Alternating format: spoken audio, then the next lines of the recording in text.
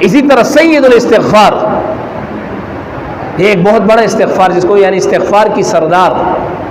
امام ابو حنیفہ رحمۃ اللہ علیہ کے جب شاگرد ہوتے تھے اور اپنا سبق مکمل کرنے کے بعد جب وہ گھر جاتے تھے ان سے اجازت چاہتے تھے تو امام ابو حنیفہ اپنے شاگردوں کو وصیت کیا کرتے تھے۔ تو امام ابو حنیفہ رحمۃ اللہ علیہ کی وصیتوں میں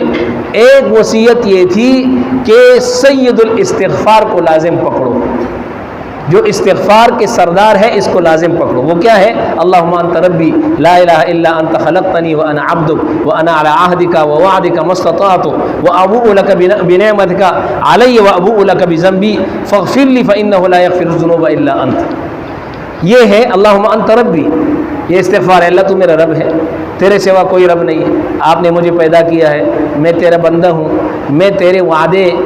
اور تیرے عہد پر قائم ہوں جب تک اللہ نے مجھے طاقت دی ہے۔ اے اللہ جو کچھ میں نے کیا ہے، جو برے اعمال میں نے کیے ہیں، جو گناہ میں نے کیے ہیں، اس کے شر سے اے اللہ میں تیری پناہ مانگتا ہوں۔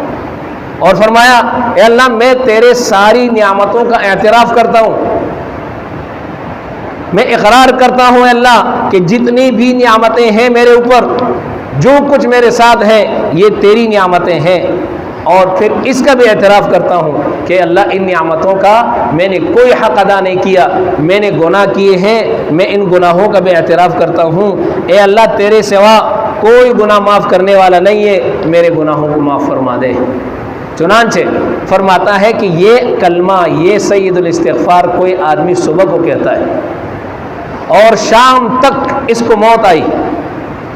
شام سے پہلے ان کو موت آئی تو فرمایا یہ سیدھا جنت میں جائے گا، سیدھا جنت میں جائے گا۔ اور اگر کسی نے یہ کلمات اور یہ سید الاستغفار شام کو پڑھا